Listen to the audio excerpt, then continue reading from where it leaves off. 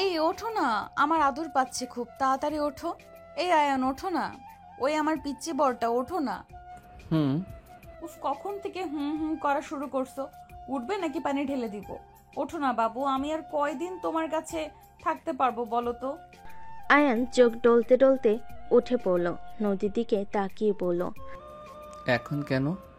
আমি যে আদর করতে চাইলাম, আপনি আমাকে পাত্তা দিলেন না, আমাকে দেখেও না দেখার ভান করলেন।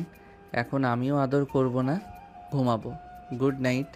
আয়ান শুয়ে পড়তেই নদীর সাথে সাথে আয়নের উপর উঠে গেল। গালে দুই হাত দিয়ে ধরে একের পর এক কিস করতে লাগলো ঠোঁটের উপরে। আয়ন মিটিমিটি হাসতে লাগলো নদীর পাগলামি দেখে।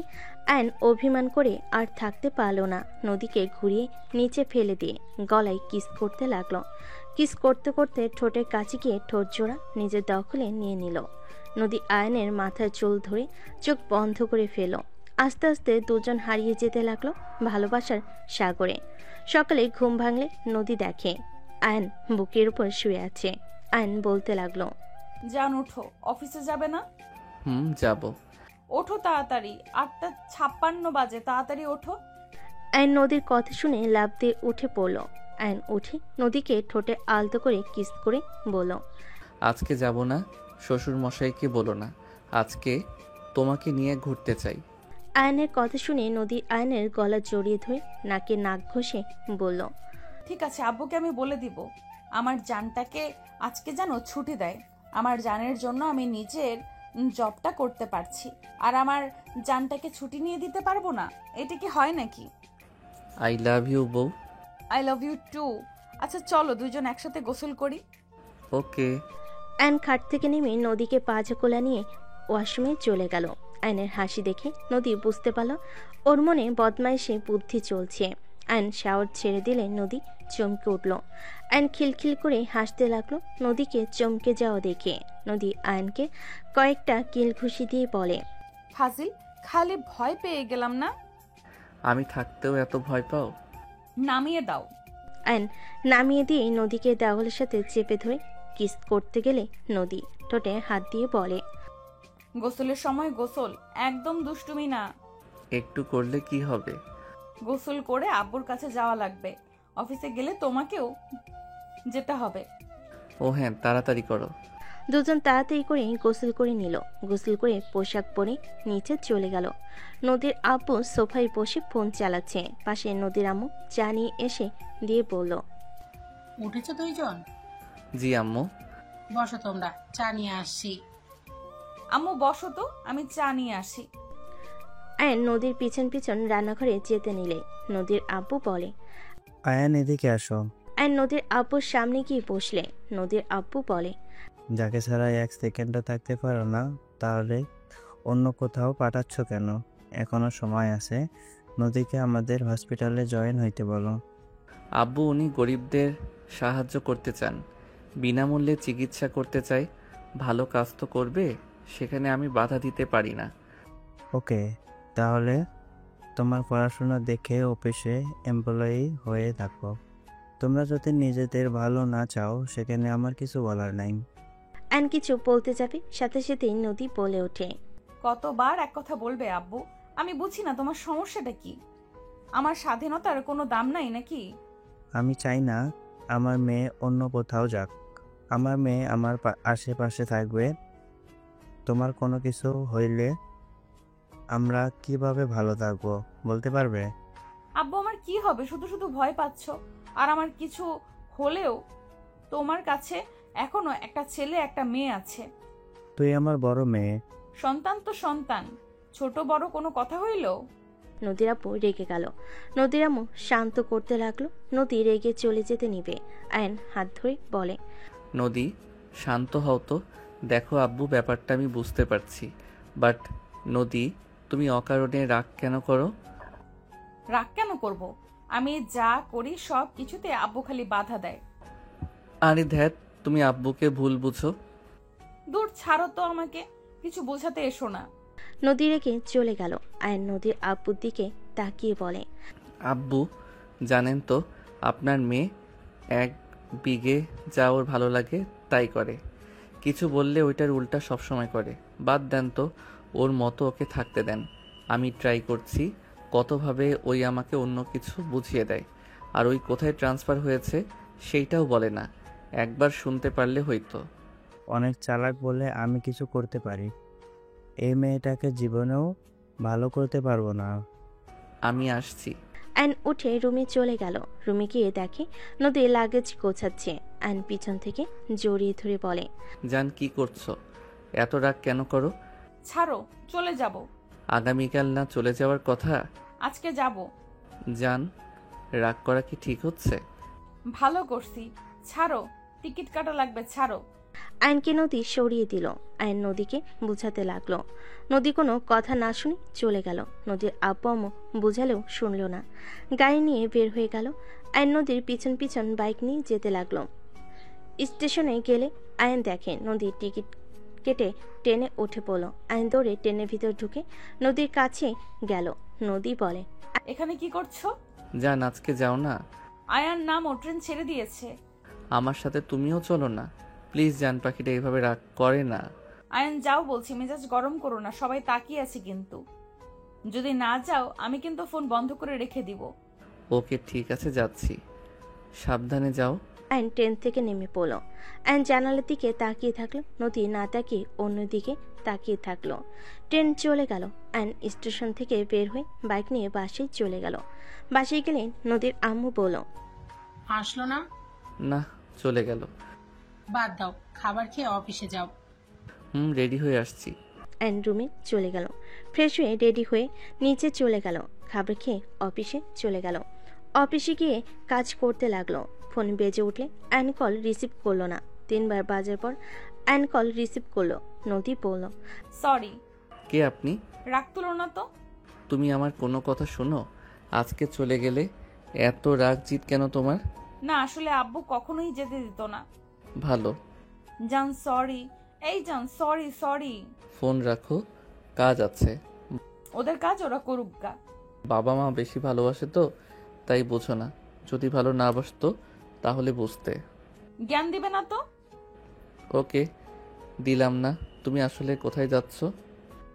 রাঙাপুর গ্রামে, ওখানেই হসপিটাল তো, একটাই, ওইটাতে জয়েন হয়েছি। আয়ন নদীর কথা শুনে থমকে গেল। আয়ন কাঁপা কাঁপা কণ্ঠে বলল, ওইখানে তুমি বাসায় ফিরে আসো। আব্বুর মতো শুরু করো না। দেখো, ওইখানে তোমার থাকা লাগবে না। অন্য কোনো হসপিটালে যেতে পারবে না। এখানে ভালো হবে, আমাদের প্রজেক্টও এখানে করবে, বড় চাচু বলল। ওইটা সম্পূর্ণ হইলে তোমাকে চলে আসতে বলবো। আমি ওইখানে যাব না, আমি এখানে ঠিক আছি। ওয়েট, স্যার কল দিয়েছে। আয়ন কল কেটে দিল। স্যারের কল রিসিভ করে কথা বলতে লাগলো। কথা বলা শেষ হলে আয়ন নদীকে কল দিল। স্যার কি বলল? পরীক্ষার ডেট দিয়েছে কবে পরীক্ষা? 15 তারিখে। তাহলে তো সময়ও নাই। অফিস আজকে করে পড়াশোনায় মনোযোগ দাও। আয়ন নদীর সাথে কথা বলতে লাগলো আর কাজ করতে লাগলো। সন্ধ্যার দিকে আয়নের অফিস ছুটি হলে বাসায় চলে গেল। আয়ন রুমে গিয়ে ফ্রেশ হয়ে নদীকে কল দিল। নদী আয়নকে বলতে লাগলো, যাও ফ্রেশ হয়ে আসো। তোমাকে ছাড়া রুমটা ফাঁকা ফাঁকা লাগছে। পরীক্ষা শেষ হইলে আমার কাছে চলে আসো। যাব না। কেন? রাগ করে থাকলে তোমার লস। ভালো হয়েছে, থাকো, ফ্রেশ হয়ে আসি। আয়ন ফ্রেশ হতে চলে গেল। ফ্রেশ হয়ে এসে নদীর সাথে শুয়ে থেকে কথা বলতে লাগলো। 2 মাস পর। কি হলো, আসবে না নাকি? 2 মাস হয়ে গেছে, একবার দেখা করতে আসলে না। মানলাম পরীক্ষা ছিল, বাট 10 দিন ধরে তো বাসায় আছো। তুমি যদি না আসো তাহলে আর আমাকে কল দিবে না, কোনো কথা নাই। তুমি তো ছুটি নিয়ে কয়েকদিন ঘুরে যেতে পারো। আমি এখানে কাজে আছি, আমি কিভাবে যাব শুনি? একের পর এক রোগী আসছে, সেখানে আমি কিভাবে যাব শুনি? আমার জন্য তো আসতেও পারো। তুমিও তো আমার জন্য আসতে পারো। আমার থেকে তোমার কাছে কি শ্বশুরবাড়ির মানুষজন আপন হয়ে গেছে নাকি? তুমি বুঝতে পারছো না, আমার সব জায়গায় যেতে ভালো লাগে না, তুমি তো জানো। আমি কোনো কথা শুনতে চাই না। তুমি এখানে আসবে মানে আসবে, আর যদি না আসো তাহলে একদম আমাকে কল দিবে না। তুমি ভুলে যাও তোমার কোনো বউ আছে। ওয়েট, ওই তুমি কি কোনো মেয়ের প্রেমে পড়েছো নাকি? আমি নাই আর লুচ্চামি শুরু হয়েছে? নিশ্চয়ই কোনো মেয়ের প্রেমে পড়েছো, না হইলে আমাকে ছেড়ে থাকতে তোমার কোনো সমস্যা কেন হয় না? যে ছেলে আমাকে জড়িয়ে ধরে না ঘুমাইলে ঘুম আসে না, আর সেই ছেলে নাকি আমাকে ছাড়া 2 মাস কাটিয়ে দিল। আয়ন ভ্যাবাচাকা খেয়ে গেল নদীর কথা শুনে। আয়ন বলে,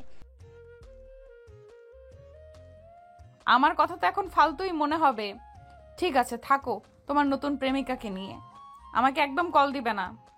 নদী কান্না করতে করতে কথাগুলো বলতে লাগলো। আয়ন কিছু বলার আগে মুখের উপর কল কেটে দিল।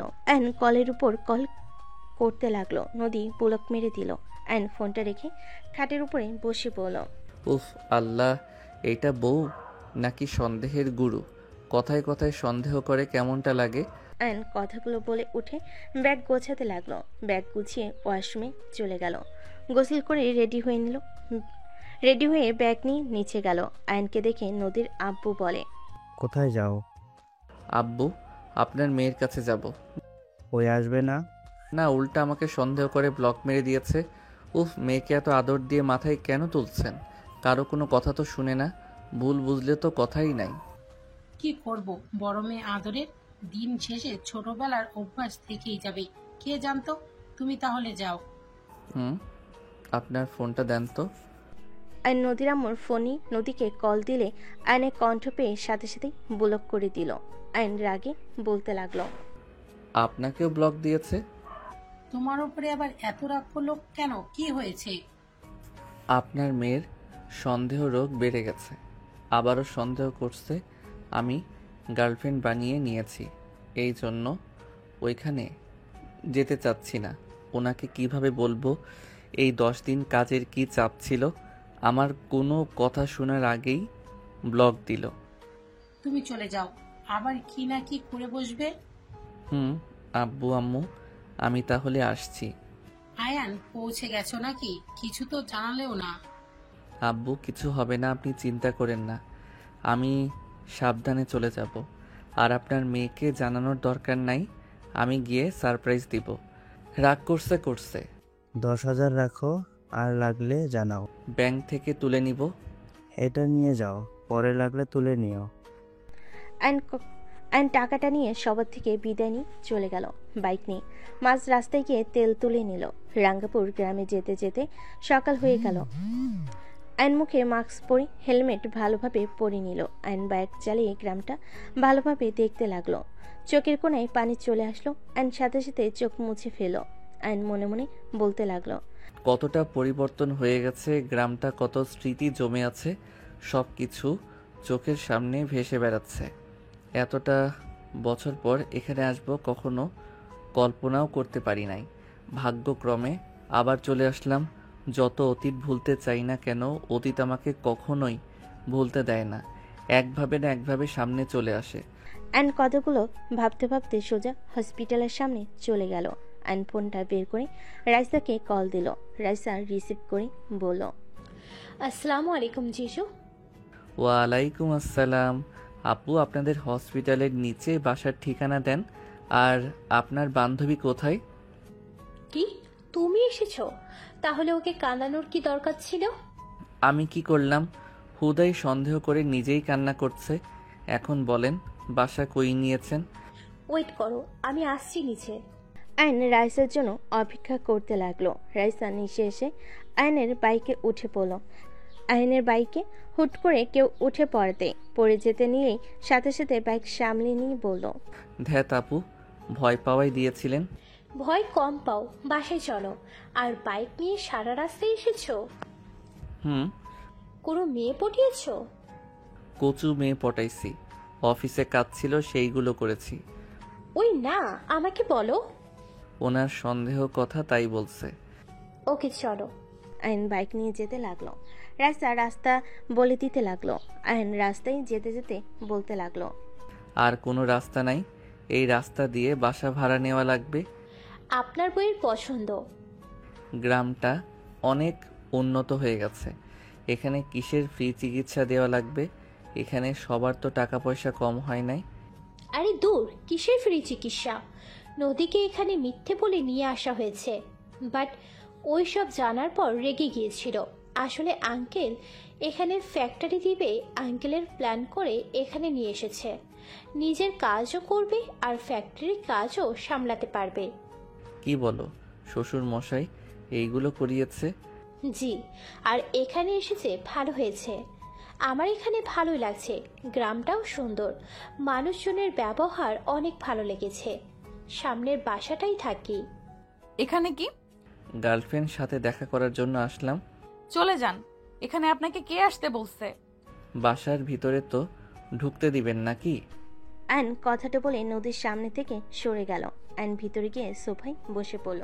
নদীকে বলল, পানি দেন, গলাটা শুকিয়ে গেছে। নদী ফ্রিজ থেকে পানি নিয়ে এসে দিলে আয়ন খেতে লাগলো। রাইসা রুমে চলে গেল। আয়ন নদীকে টান দিয়ে কোলে বসিয়ে বলল, এত রাগ করো কেন শুনি? তুমি জানো আমি তোমাকে ভালোবাসি, আর তোমাকে ছাড়া অন্য কারোর সাথে যে প্রেম করব না জানার পরও রাগ দেখাও কেন? ছাড়ো, তোমার সাথে আমার কোনো কথা নাই। আমার কথা আছে, ছাড়বো না আমি। আমার কথায় উত্তর দিবে তারপর। রাইসা এসে পড়বে কিন্তু। আসলে আসবে, আমি আমার বউকে ধরছি, অন্য কোনো মেয়েকে ধরি নাই। কামড় দিব নাকি? আয়ন নদীকে কোলে তুলে নিয়ে পাশের রুমে চলে যেতে লাগলো। নদী আয়নকে থামিয়ে দিয়ে বলতে লাগলো, আমার কাছে আসলে আমি চিৎকার দিব। দিলে দাও। দেখো, একদম কাছে আসবে না। আমি তোমার গার্লফ্রেন্ডের কাছে যাও। আমি আমার গার্লফ্রেন্ডের কাছে আসছি। আয়ন নদীকে খাটে ফেলে দিয়ে আয়ন কথাটা বলে শার্ট খুলে নদীর উপর ঝাঁপিয়ে পড়ল। নদী প্রথমে থামানোর চেষ্টা করলে পরক্ষণে আয়নকে আদর করতে শুরু করে দিল। আয়ন মুচকি হাসি দিয়ে আদর করতে ব্যস্ত হয়ে গেল। দুজন একে অপরকে আদর করতে করতে দুজন ক্লান্ত হয়ে গেল। আয়ন নদীকে বুকের সাথে জড়িয়ে ধরে শুয়ে থেকে পড়ল, রাগ কমছে নাকি? আরও আদর করব?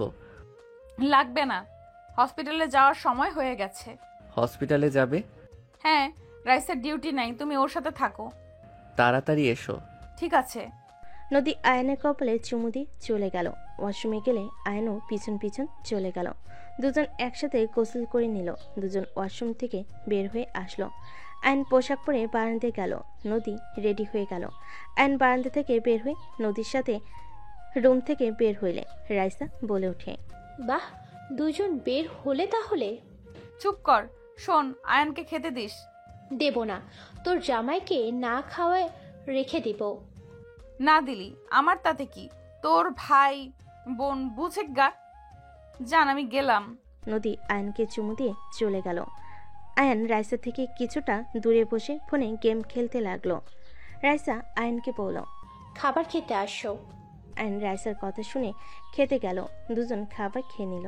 দুজন খেয়ে গল্প করতে লাগলো। দুপুর দিকে দুজন একসাথে রান্না করতে লাগলো। রান্না করা শেষ হলে রাইসা বলে, তুমি তাহলে খেয়ে নাও, আমি নদীর জন্য নিয়ে যাই। না, ওনার ওইখানে গিয়ে খাবো, একসাথে খাবো। নিজের হাতে আর খেতে মন চাচ্ছে না। ওরে রোমান্টিক দুলাভাই রে। ওকে, তাহলে আমি খেয়ে নিই, তারপর একসাথে যাব। ঠিক আছে।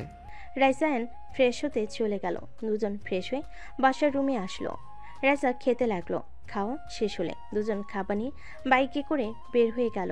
আয়ন রাইসা হসপিটালের সামনে নামলো। দুজন টিফিন ব্যাগ নিয়ে ভিতরে যেতে লাগলো। রাইসা আয়ানকে নদীর কেবিনে নিয়ে গেল। তুমি বসো, নদীকে দেখলে পাঠিয়ে দেব। ঠিক আছে। আয়নকে বলল। আয়ন টেবিলের উপরে টিফিন রেখে দিয়ে চেয়ারে বসে গেম খেলতে লাগলো আর নদীর জন্য অপেক্ষা করতে লাগলো। হঠাৎ করে কেবিনের ভেতর কেউ বলে উঠল, আসসালামু আলাইকুম ম্যাম, আসবো? ম্যাম, আপনি বলেছিলেন এসএসসি পাশের সার্টিফিকেট দেখালেই চাকরি দেবেন, আমি নিয়ে এসেছি। কণ্ঠটা শুনে আয়নের বুকের ভিতর কেঁপে উঠল। আয়ন পিছনের দিকে ঘুরে তাকাতেই সামনে থাকা মেয়েটাকে দেখে চমকে গেল। আয়ন বসা থেকে উঠে পড়ল। রানের বুকের ভিতরে কষ্ট অনুভব হতে লাগলো। তুলি কিছু বলতে যাবে, সাথে সাথে নদী ভিতরে ঢুকে বলতে লাগলো, ওই ফাজিল, খাবার না খেয়ে আসছো কেন? হ্যাঁ, তুমি জানো আমি ব্যস্ত থাকি। আয়ন নদীর কণ্ঠে ভাবনার জগৎ থেকে বের হইল। আয়ন নদীকে বলল, তুমি খাওয়াই না দিলে খাইতে ভালো লাগে না, সেখানে আমি কি করব? যাই হোক, উনি তোমার কাছে এসেছে। দুঃখিত, ভুল সময় এসেছি। আপনারা খাবার খান, আমি পরে আসছি। আরে আসেন, সমস্যা নাই। নদীর কথা শুনে আয়ন নদীর পাশে গিয়ে টেবিলের উপর পা ঝুলিয়ে বসে গেম খেলতে লাগলো। তুলিকে নদী বসতে দিলে তুলি বসলো। তুলি নদীকে বলল, ম্যাম, আপনি আসতে বলেছিলেন, এই যে আমার সার্টিফিকেট। নদী তুলির সার্টিফিকেট দেখতে লাগলো। আয়নকে নদী বলল। আয়ান গেমের শব্দ কমাও। আয়ন শব্দ কমিয়ে দিয়ে গেম খেলতে লাগলো। নদী তুলির সার্টিফিকেট দেখে বলল। বাট আপনার রেজাল্ট তো অনেক ভালো, এসএসসিতে A+ পেয়েছিলেন। জি। ওকে, আপনি তাহলে আগামীকাল থেকে কাজে জয়েন হয়ে নিন। আমি ওদের বলে দিব আপনাকে কাজ বুঝিয়ে দেয় যেন। ধন্যবাদ ম্যাম, তাহলে আমি আসছি। তুলি চলে যেতে নিলে নদী বলতে লাগলো। জান, এমন পাগলামি কেন করো? 2টা বেজে গেছে আর তুমি না খেয়ে আছো। এমন করবে না তো। বসো, আমি খাওয়াই দেই। নদীর কথাগুলো তুলির কানে গেলে তুলির বুকটা ফেটে যেতে লাগলো। তুলি ভাবতে লাগলো ফ্ল্যাশব্যাক। আয়ন তুলি গাছের নিচে বসে আছে। আয়ন তুলি কোলে মাথা দিয়ে শুয়ে থেকে বলল। তোমাকে চুড়িগুলোতে অনেক সুন্দর লাগছে। ইস, কবে যে বড় হব, তোমাকে বউ করে ঘরে তুলে নিব। এভাবে লুকিয়ে প্রেম করতে ভালো লাগে না। আমারও মনে হয় এখন যদি বড় হয়ে যাওয়া যায় তো তাহলে আমি তোমাকে বিয়ে করে নিতাম। তোমাকে সারা দিন তাকিয়ে থেকে দেখতাম আর তোমার সাথে অনেক দুষ্টুমি করতাম, তোমার কাছে অনেক বায়না করতাম। আমাকে কিছু না দিলে তোমার সাথে অভিমান করে থাকতাম। তুমি আমার রাগ ভাঙানোর জন্য মরিয়া হয়ে উঠতে, আমাকে অনেক ভালোবাসবে, আদর করবে। আমিও পরে তোমাকে ক্ষমা করে দিয়ে তোমাকে অনেক আদর করব। কত না রোমান্টিক হইতো, বাট কোনো স্বপ্ন পূর্ণ হচ্ছে না। হবে হবে, আমরা দুইজন পড়াশোনা করতে থাকি। আমি একটা জব নিব। আমি প্রতিদিন অফিস থেকে ফিরব। তুমি আমার জন্য ঠান্ডা পানি নিয়ে আসবে, আমার কোলে বসে আঁচল দিয়ে আমার শরীরের ঘাম মুছে দিবে, তোমার হাতে খাওয়াই দিবে। আমি সুযোগ পেলে তোমার সাথে দুষ্টুমি করব। তুমি বিরক্ত হয়ে যাবে, আমি তোমাকে আরও বেশি বেশি বিরক্ত করব। আর তুমি রেগে আমাকে মারতে আসলে আমি তোমাকে আদর করে বিরক্ত রাগ এক নিমিষে শেষ করে দিব। তুলি লজ্জা পেয়ে বলল। যা দুষ্টু, আমারও অনেক শরম পাচ্ছে। ওরে বাবা, আমার বউটা লজ্জা পেলে তো অনেক সুন্দর লাগে। যাও, আমার প্রশংসা করবে না, আমার অনেক শরম লাগে। দুজন খিলখিল করে হাসতে লাগলো। হঠাৎ কারো ডাক শুনে তুলি ভাবনার জগৎ থেকে বের হয়ে দেখে নদীকে ডাকছে। নদী আয়নকে বলল। জান, পানি খেয়ে নাও, আমি আসছি। নদী হাত ধুয়ে চলে গেল। আয়ন পানি খেয়ে হাত ধুয়ে নিল। আয়নের ফোন বেজে উঠল। আয়ন কলটা রিসিভ করলো। নদীর আম্মু বলে উঠল। আয়ান, পৌঁছে গেছো নাকি? কিছু তো জানালেও না। সরি আম্মু। আয়ন নদীর আম্মুর সাথে কথা বলতে বলতে যেতে লাগলো। রাইসাকে দেখে বলল। নদী কোন জায়গায়?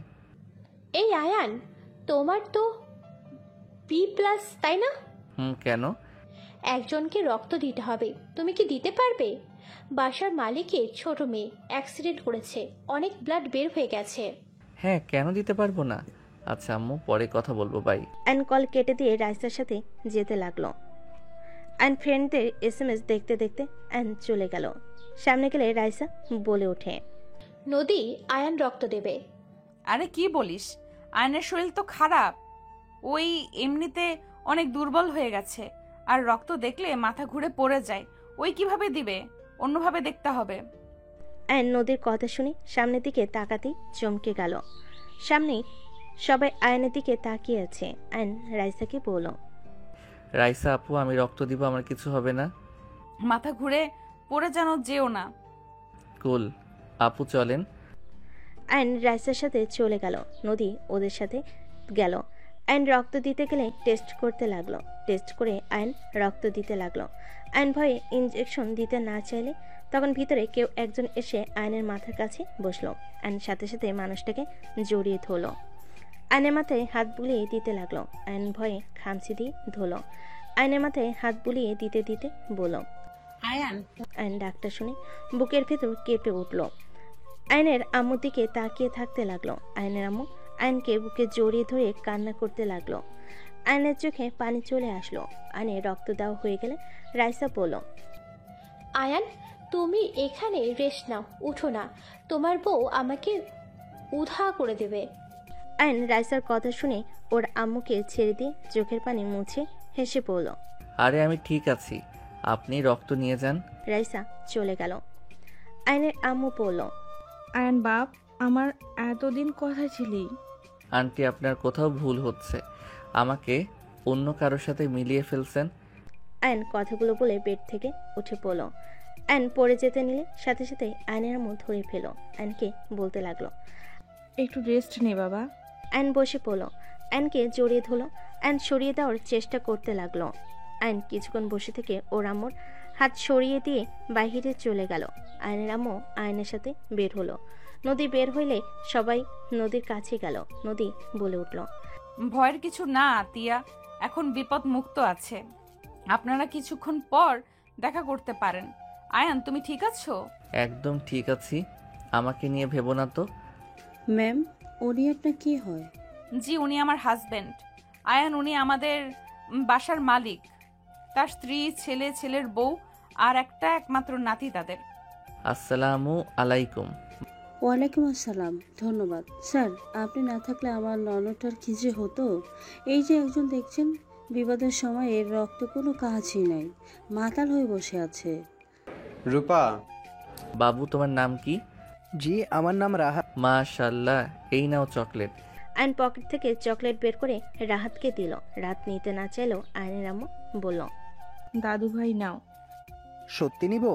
হ্যাঁ নাও। রাহাত হাত থেকে চকলেট নিল। আয়ন হেঁটে নদীর কাছে গিয়ে বলল, যাকে রক্ত দিলাম তাকে দেখতে পারি কি? যেতে পারো। আগে ওনার ফ্যামিলি দেখা করুক, আর তুমি পরে করো। তুমি বাসায় যাও। ডাক্তার সাহেবা, ওনাকে যেতে দেন, উনি দেখা করে আসুক। আন্টি, আপনারা যান, সমস্যা নাই, এই পরে করবে। ওনাকে যেতে দেন, আমার মেয়েটা অনেক খুশি হবে তাকে যে রক্ত দিল তাকে দেখতে পেয়ে। ডাক্তার সাহেবা, যেতে দেন। আয়ন কেবিনের ভিতর ঢুকলো। আতিয়ার পাশে বসে হাতের উপরে হাত রাখলে আতিয়া তাকালো। আয়নকে দেখে চমকে গেল। আতিয়া উঠতে যাবে, সাথে সাথেই আয়ন বলল, বনু, আসতে ব্যথা পাবি। ভাইয়া, তুমি কখন এসেছো? ভাইয়া, তুমি এত বছর কোথায় ছিলে? ভাইয়া, তুমি আমাকে ছেড়ে কিভাবে যেতে পারলে? আমাকে তো নিয়ে যেতে পারতে। তোমাকে ছাড়া আমি কিভাবে দিন পার করছি, তোমার কোনো হিসাব আছে? আতিয়া কথাগুলো বলে কান্না করতে লাগলো। আয়ন আতিয়াকে জড়িয়ে ধরে সান্ত্বনা দিতে দিতে বলল, আমার মতো খারাপ ভাইয়ের জন্য এত কষ্ট কেন পাস বোন? আর বোন, তোর এই অবস্থা কিভাবে হলো?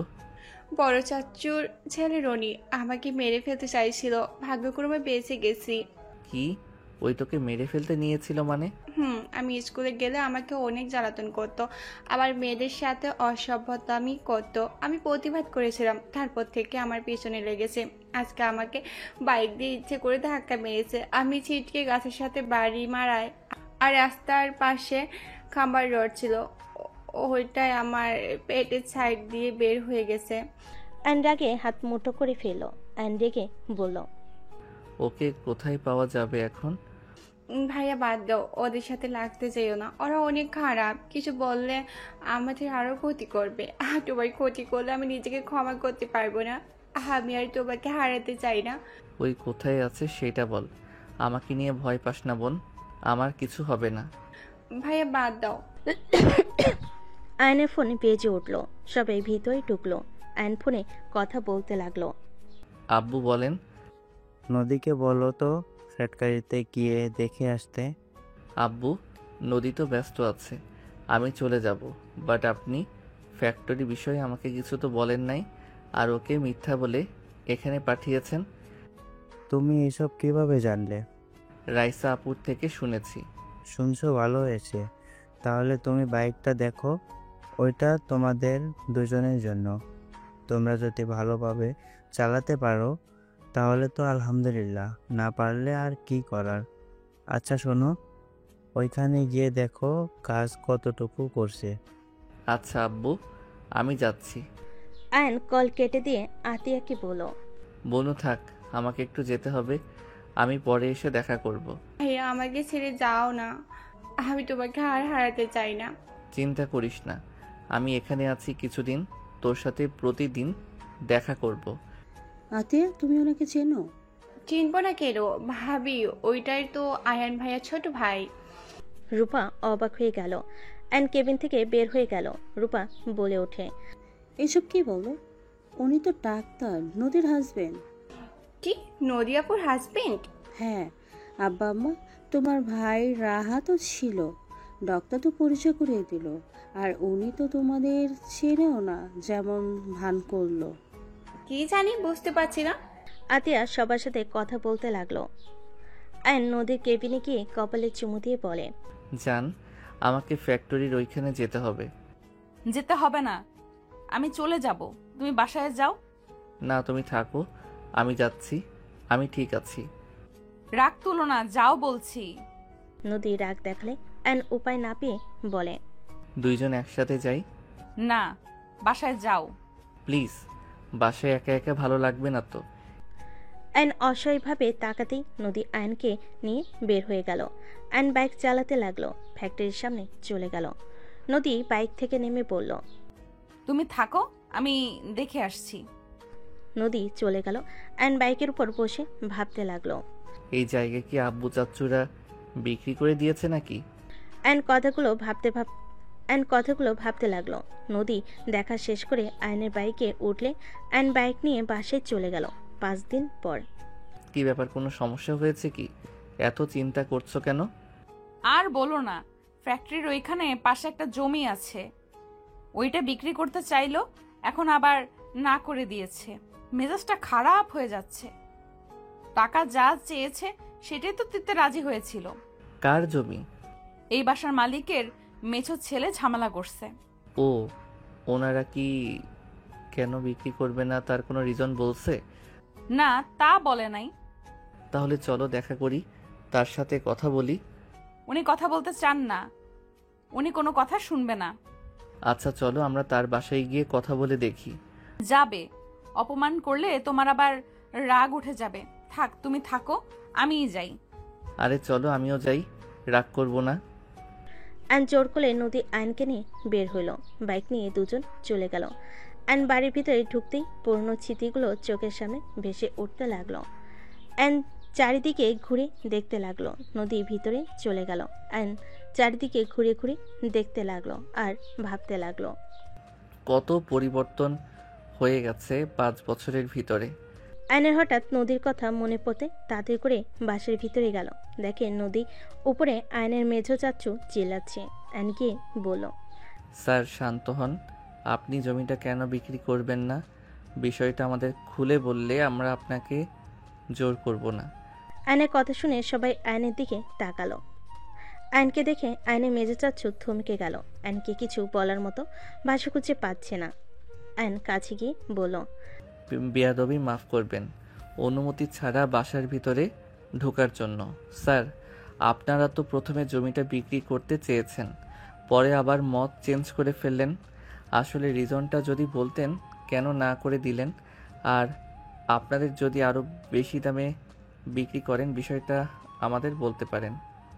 আয়নের কথা শুনে মেজো চাচ্চু অপলক দৃষ্টিতে তাকিয়ে থাকতে লাগলো।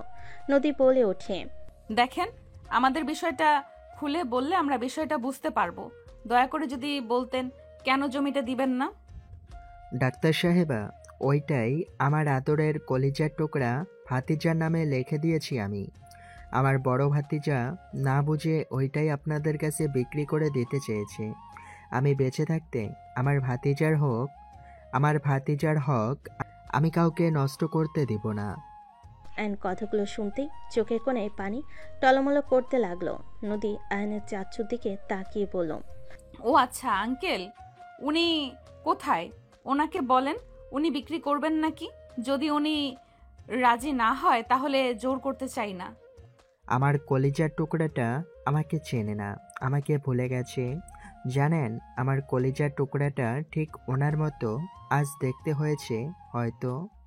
দুঃখিত আঙ্কেল, ওনার স্মৃতি হারিয়ে গেছে, চিকিৎসা করাচ্ছেন না। স্মৃতি হারালে চিকিৎসা করালে ঠিক সুস্থ হয়ে যেত, কিন্তু সেই যে ইচ্ছে করে আমাদের কাউকে চিনতে চায় না। দুঃখিত আঙ্কেল, আপনাকে রাগানোর জন্য।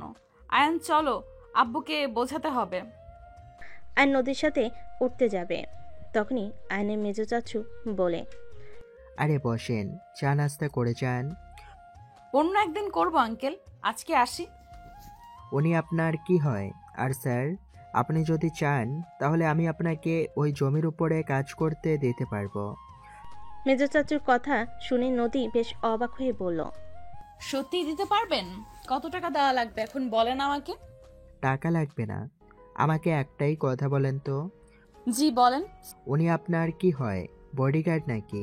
সরি আঙ্কেল, বডিগার্ড কেন হবে? উনি আমার হাজবেন্ড।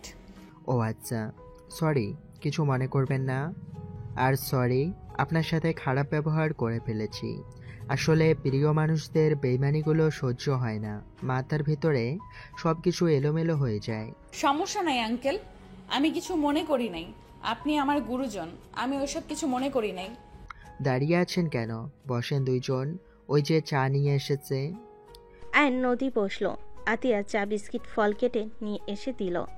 আতিয়া আয়নকে চা দিয়ে বলে, আমি আপনার জন্য বানিয়েছি, দেখেন তো কেমন লাগে। আতিয়ার কথা শুনে নদী ফুরকুচকে তাকালো।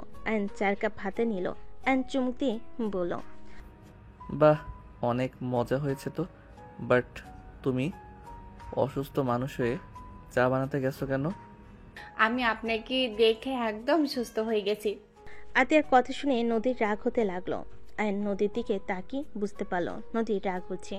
আয়ন ঢোক গিলে বলল, নদী কুল, তুমি যা ভাবছো বিষয়টা মোটেও তেমন না। আরে ওই আমার ছোট বোনের মতো তো আমি রক্ত দিয়েছি, এই জন্য তো আমরা ভাই বোন হয়ে গেছি। কুল, রেগে যাও না কিন্তু। আয়নের কথা শুনে সবাই অবাক হয়ে তাকালো। আতিয়া বলে ওঠে, আপু, আপনি আমাদের নিয়ে ভুল বুঝবেন না। আমি বোন হিসাবে ভাইয়ার জন্য চা বানিয়েছি। আপনি চাইলে আপনাকে ভাবি বলে ডাকতে পারি।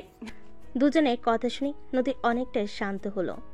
আয়ন নদীকে বলল, রেখে চাটা মুখে দিয়ে দেখো না পিচ্ছি, অনেক ভালো চা বানিয়েছে।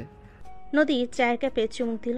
আতিয়ার দিকে তাকিয়ে বলল, হ্যাঁ অনেক মজা হয়েছে পিচ্চি, আমাদের জন্য অত কষ্ট না করলেও পারতে, তুমি বসো। আপনাদের জন্য কিছু করতে পারলে নিজেকে ধন্য মনে করব। রাহাত, কেমন আছো? আলহামদুলিল্লাহ আঙ্কেল, আপনি কেমন আছেন?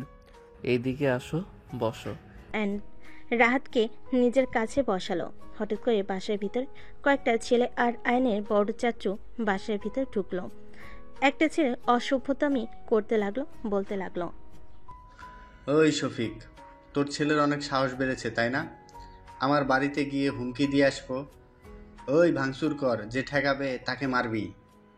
ছি, উনি তোমার গুরুজন, আর তুমি তার নাম ধরে এইভাবে কিভাবে রাখতে পারো? ও ডাক্তার সাহেব, আপনি এখানে নাক গলাবেন না। আপনাকে সম্মান করি তাই বলে আমাদের পারিবারিক বিষয়ে কথা বলবেন না দয়া করে। রনি আতিয়ার কাছে এসে আতিয়ার ব্যথার জায়গায় থাপ্পড় মারতে যাবে, সাথে সাথে আয়ন উঠে এক লাথি দিয়ে ফেলে দিল। আয়নকে মারতে দেখে সবাই চমকে উঠল।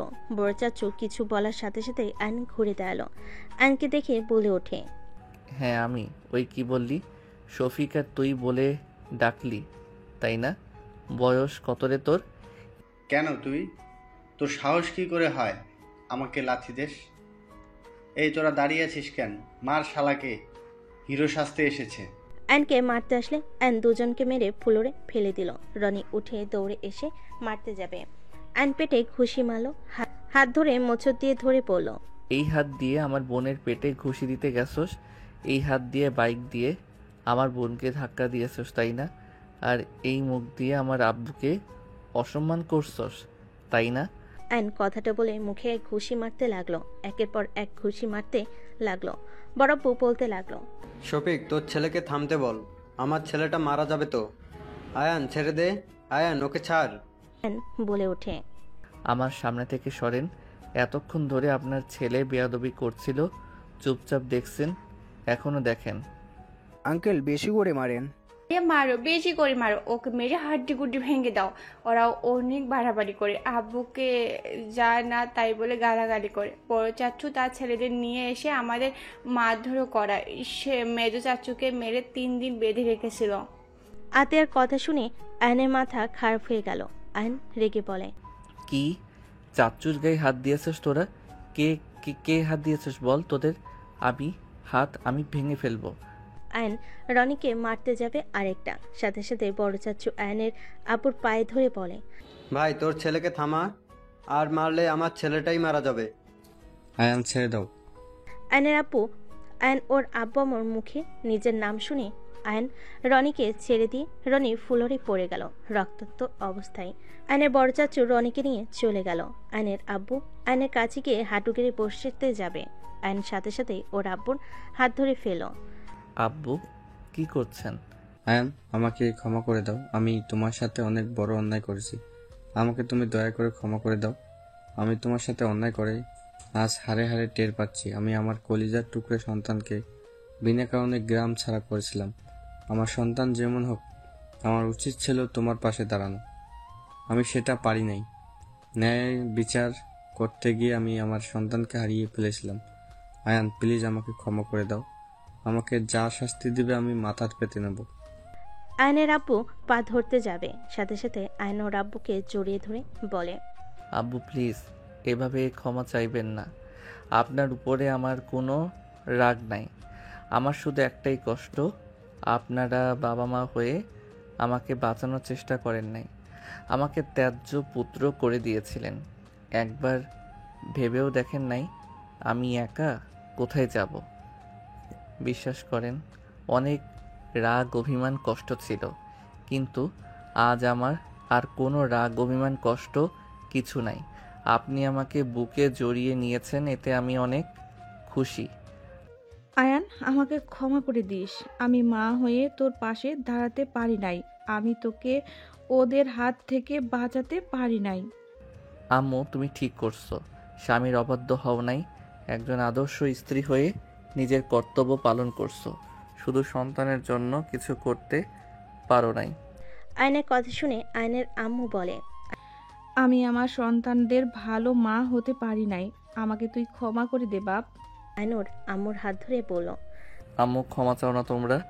আমি আলহামদুলিল্লাহ অনেক ভালো আছি। আমি যা হারিয়েছি তার থেকে বেশি পেয়েছি।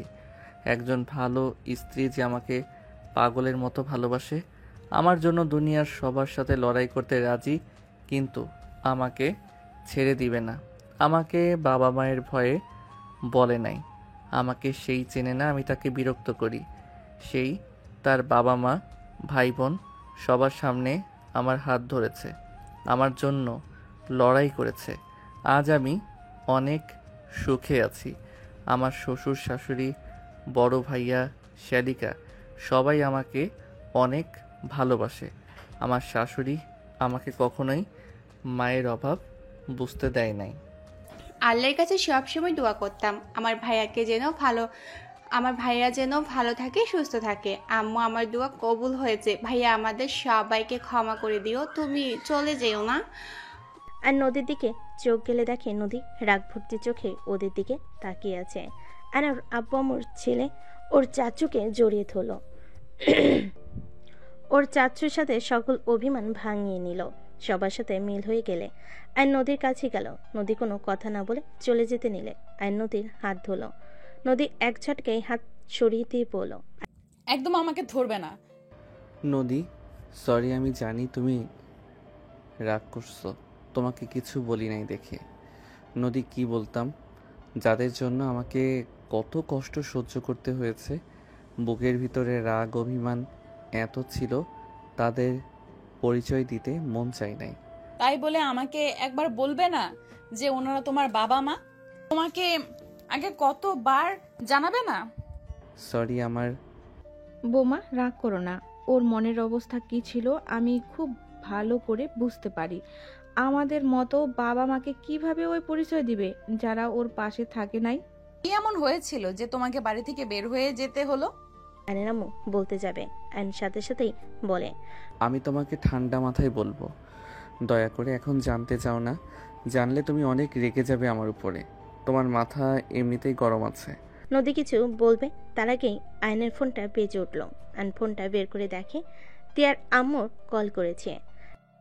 আয়ান, নদী কোথায়? ফোন ধরে না কেন? আয়ান, তুমি একটু দেখো তো। আব্বু, ওই আমার সাথে আছে। ফোনটা ওর কাছে দাও তো। আব্বু, তার ছেড়ে আপাতত। আয়নের কথা শুনে নদী রাগী লোক নিয়ে তাকালো। আয়ন ভয়ে ঢোক গিলে বলে, ইয়ে মানে আব্বু, ওইটাই পরে কথা বলবো। আমার মাথার তার ছেঁড়া। আয়ানের, তোমাকে তো আমি অ্যান্ড সাথে সাথেই ওর আম্মুর পিছনে গিয়ে লুকালো। সবাই মিটিমিটি হাসতে লাগলো। ওদের ঝগড়া মারামারি দেখে নদী রেগে বলতে লাগলো, আমায় আর আমার তার ছেঁড়া সামনে আসো, আমি দেখিয়ে দেই তার ছেঁড়া কিনা। আমার মোটেও বোঝার দরকার নেই আব্বু, পরে কথা বলি। বাঘিনী হয়ে গেছে। আয়নের কথা শুনে তিয়ার আম্মু কল কেটে দিল। আয়নের আম্মু বলে, এই আমার বৌমাকে এসব কি বলিস? আম্মু ওকে সামনে দেন, ওই অনেকবার বাড়ছে। একদম না, আম্মু সামনে থাকো। ভাবি আমি কি হেল্প করব? ছোট আম্মু, আমিও হেল্প করি। দুজনের কথা শুনে নদী বলে, করো। এই আমার সাথে বেইমানি হচ্ছে। আতিয়া রাহাত আয়নকে পিছন থেকে শক্ত করে ধরল। নদী গলা ধরতে যাবে, সাথে সাথেই আয়ন বলে ওঠে, বউ সরি, ভুল হয়েছে, ক্ষমা করে দেন, আর বলবো না, মাঝে মাঝে বলবো। আয়নের কথা শুনে সবাই হাসতে লাগলো। নদী বলল, তুমি আমাকে মোটেও ভালোবাসো না আয়ান, তুমি আমার কাছে কোনো কিছু শেয়ার করো না। বিষয়টা অনেক খারাপ লাগছে আয়ান, আমি তোমার জন্য কি করি নাই বলতে পারো? আমি কোনো দিন তোমার কাছ থেকে কোনো কিছু লুকিয়েছি বলতে পারবে? নদীর কথাগুলো আয়নের খারাপ লাগলো। আয়ন হাঁটু গেড়ে কান ধরে বলল, আই এম সরি নদী, তুমি তো আমাকে একবার জিজ্ঞেস করেছিলে, আমি তোমাকে বলি নাই। তুমি বলেছিলে অতীত নিয়ে তোমার কিছু যায় আসে না। আমাকে বিয়ে করছো, আমি তোমাকে যেন ভালোবাসি, তোমার পাশে যেন সারা জীবন থাকি, কখনো যেন তোমাকে ধোকা দেই না। রাগ অভিমান যাই হোক, কখনো তোমাকে যেন ছেড়ে না যাই। আমি তোমাকে কথা দিয়েছিলাম, আর এরপরে তো তুমি আমাকে কখনো আমার অতীত নিয়ে কথা তোলো নাই। তাই কাজ, পড়াশোনা এইসব মাঝে এগুলো বলার সময় হয়ে ওঠে নাই। নদী আয়নের হাত টান দিয়ে সোজা করে দিয়ে রাগি লুক নিয়ে বলে, কতবার বলছি এভাবে কান ধরবে না? আমি কতবার বলবো? যত যাই হোক আমার সামনে বা কারোর সামনে মাথা নত হবে না। ওঠো বলছি, ফাজিল কোথাকার। নদীর কথা শুনে সবাই চোখ দিয়ে পানি ঝরতে লাগলো। আতিয়া বলে, ভাইয়া তুমি লাইফে অনেক কষ্ট পেয়েছো, একটা দিক থেকে ভালো হয়েছে, তুমি লাইফে সঠিক মানুষটাই পাইছো, যে মানুষটা তোমাকে কারোর সামনে ছোট হতে দেখতে পারে না। আর ওই তোমাকে গ্রামবাসীর সামনে অপমান করছিল, জুতার মালা পরে গ্রাম ছাড়া করছিল, ওই যে তোমার লাইফে আসে নাই, এটাই হাজার শুকরিয়া। আতিয়ার কথা শুনে আয়ন উঠে না বলার ইশারা করতে লাগলো। নদী অবাক হয়ে আতিয়ার দিকে ঘুরে বলে, জুতার মালা মানে? আতিয়া এসব কি বলছো? নদী, তোমাকে আমি সব বলছি, বাট তুমি জানতে চাই না। মেয়েটাকে প্রমিস করো। মেয়ের ব্যাপার। ওয়েট, রাগ করো না, সম্পূর্ণ কথা শুনবে, তারপর যা বলার বলো। কিন্তু মেয়েটাকে ওইটা জানতে চাইবা না? ওকে বলো শুনি। আমি এই গ্রামের একটা মেয়েকে ভালোবাসতাম। আমরা একে অপরের আগে অনেক ভালো বন্ধু ছিলাম, ছোটবেলা থেকে একসাথে বড় হয়েছি। 8টার ওঠার পর বুঝতে পারি আমরা একে অপরকে ভালোবাসি। এসএসসি পরীক্ষার লাস্টের দিনে আমি আর ওই প্রতিদিনের মতো গাছের নিচে বসেছিলাম, বাদাম খাচ্ছিলাম আর ওকে রাগাচ্ছিলাম। ওই রাগে কান্না করতে লাগলে আমি ওকে জাস্ট কান্না থামানোর চেষ্টা করছিলাম। হঠাৎ করে গ্রামের কিছু মানুষ আমাদের দেখে ফেলে, আমাদের অন্য কিছু ভেবে সবার সামনে মেরে ধরে নিয়ে যায়। অ্যান কথাগুলো বলে কিছুক্ষণ থামলো। নদী বলে ওঠে, তারপর কি হলো? তুমি কিন্তু উল্টাপাল্টা কিছু বুঝবে না, আগে বলে দিলাম। তখন কিন্তু এত চালাক ছিলাম না আমরা, মানে বুঝতে পারছো? হ্যাঁ বুঝলাম, বাকিটা শুনি, তারপর কি করব না করব পরে দেখা যাবে। তারপর কি, আব্বু তখন এখানে সবার বিচার করত, এখানে যার যে সমস্যা আব্বু সমাধান করত। তো আমাদের দুইজনকে নিয়ে পুরো গ্রাম এক জায়গায় করে ফেলে। আমরা বোঝানোর চেষ্টা করলে কেউ আমাদের কথা শুনে না। ওই লোকগুলো বলে আমি ওর সাথে খারাপ কিছু করার চেষ্টা করছি। আব্বু তো শুনে রেগে আমাকে মারধর করতে থাকে। আর ওর আবার আমার আব্বুর বন্ধু ছিল, উনি রেগে অনেক কিছু বলে, আমাকে মারেও। আমি সবাইকে বলতে থাকি আমরা একে অপরকে ভালোবাসি, আর আমরা কিছু করি নাই। আমার কথা কেউ বিশ্বাস করে না। ওকে জিজ্ঞেস করলে ওই সবাইকে বলে। আয়নের কথাই সাথে সাথে চোখের পানিগুলো গড়িয়ে পড়ে অ্যান চোখের পানি হাত দিয়ে মুছে ফেল। আয়নের গলা আটকে আসতে লাগলো। আয়নের দিকে তাকিয়ে নদী বলে, তারপর কি হলো? ওই মেয়েটা কি বলছিল? তোমাকে ভালোবাসে? না, সেই সোজা বলে দিয়েছে আমার সাথে কোনো সম্পর্ক নাই। আমি নাকি ওকে জোর করে খারাপ কাজ করতে চেয়েছিলাম। এইটা শুনে সবাই বিশ্বাস হয়ে গেল। আব্বু আম্মু, আমার ফ্যামিলি সবাই আমাকে ঘৃণা করতে শুরু করলো। শুধু আতিয়া ছাড়া আমার বিরুদ্ধে সবাই চলে যায়। আমাকে 50টা বেতের বাড়ি দেয়। আব্বুর সাথে আমাকে ত্যায্য পুত্র করে দেয়। গ্রামবাসী সবাই আমার মুখে খালি আর জুতার মালা দিয়ে গ্রাম থেকে বের করে দেয়। আমার কোনো কিছুতে কষ্ট হচ্ছিল না, শুধু কষ্ট একটাই, আমার আম্মু আমাকে বিশ্বাস করে নাই। সেই নীরবে কান্না করে গেছে, কোনো প্রতিবাদ সে করে নাই। সেইও আমাকে বিশ্বাস করে নাই। কি? ওই মেয়েটার সাথে এত বছর সম্পর্ক আর সোজা ভালোবাসা অস্বীকার করলো? আমাকে একটু নামটা বলো তো দেখি মেয়েটাকে। বাদ দাও, একদিকে লাভ হয়েছে। কোন দিকে? ফেক ভালোবাসা বিদায় নিয়েছে, রিয়েল লাইফ পার্টনার পেয়েছি। ঢং করো না, অন্য একটা মেয়ের জন্য চোখের পানি ফেলছো। আমার কি কিছু বলা উচিত বলে মনে হয় না তোমার? অ্যান তাড়াতাড়ি করে চোখ মুছে বলল, দূর দূর, কই এসব রাখো। চাচ্চু, ওই জমিটা সত্যি কি আমার নামে লিখে দিয়েছো? হ্যাঁ, সব ভাগাভাগি করা হয়েছে, সবাইকে সমান ভাগ দেওয়া হয়েছে। ও আচ্ছা, তাহলে কি তুমি কাজ শুরু করে দিতে বলো, আর আব্বুকে কল দিয়ে কথা বলে নাও। তুমি কত করে নিবে? চাচ্ছ তো তোমার অনুমতি ছাড়া বিক্রি করবে না। তুই কথা শুনে আইন ভুরু কুচকে তাকালো। মেজো চাচ্ছু বলে, দুঃখিত বৌমা, আমি রাগের মাথায় তোমার সাথে খারাপ ব্যবহার করছি। আসলে রাফি কাউকে না জানিয়ে মাতব্বরি করেছে, বিষয়টা জেনে অনেক রাগ হয়েছিল। চাচ্চু, আমি আপনার কথায় কিছু মনে করি নাই। আয়ান, বলো না কেন? আসলে মনে হচ্ছে তুমি অনেক দিন ধরে আমার হাতে মার খাও না। এইসব কি বলিস? আমাদের ফ্যামিলি থেকে বউদের গায়ে হাত তুলছে? ছি আয়ান, সিনিয়র গায়ে হাত দিতে চাও? ছি, বেয়াদব কোথাকার, কোনো শিক্ষা নাই। নদী কথাগুলো বলে মিটিমিটি হাসতে লাগলো। আয়নর আম্মুর দিকে তাকিয়ে বলল, আরে কি করব, ওই ফ্যাক্টরিটা আমাদের দুইজনের জন্য করা হচ্ছে। আমরা যদি দুইজন ঠিকভাবে চালাতে পারি তাহলে উনি আমাদের দিয়ে দিবে। আমাদের পরীক্ষা নেওয়া হবে। বাট এই ঘাটতেরা বউ তো খালি নিজের জিদের উপরে চলে। কি? আমি ঘাটতেরা? আতিয়া, তোমার সামনে তোমার ভাবিকে অপমান করা হচ্ছে, তুমি চুপচাপ দেখছো? ছি নদী। নদীর কথা শুনে সবাই ফিক করে হেসে দেয়। আয়ন নদীর কাণ্ড দেখে হাসি থামাতে পারল না। আয়ন বলে ওঠে, দুষ্টুমি রাখো। হসপিটালে যাবে না নাকি? বাসায় যাব, আমার কাজ আছে। বৌমা, ওই বাসায় থাকা লাগবে না, তোমরা 3 জন এখানে চলে আসো। আয়ান যা ভালো বুঝে ওকে বলেন। আর আচ্ছা, আমি আসছি। সবাই ভালো থাকবেন, আল্লাহ হাফেজ। নদী সবার থেকে বিদায় নিয়ে বাসা থেকে বের হয়ে গেল। আয়নকে আতিয়া বলে, ভাইয়া ভাবি অনেক ভালো, উনি এত বড় লোক হয়ে কোনো অহংকার নেই, তাই না? হ্যাঁ, ওই আমার বউ বলে বলছি না, ও অনেক ভালো। ওইখানে এসেছে গরিবদের ফ্রি চিকিৎসা দেওয়ার জন্য। বাট এইসব আমার শ্বশুরের প্ল্যান ছিল। আসলে এই কোম্পানিতে বসতে চাই না, ওদের নিজস্ব হসপিটাল আছে, সেটাতেও জয়েন না হয়ে আমাদের গ্রামে চলে এসেছে। যা একবার বলবে সেটাই করে।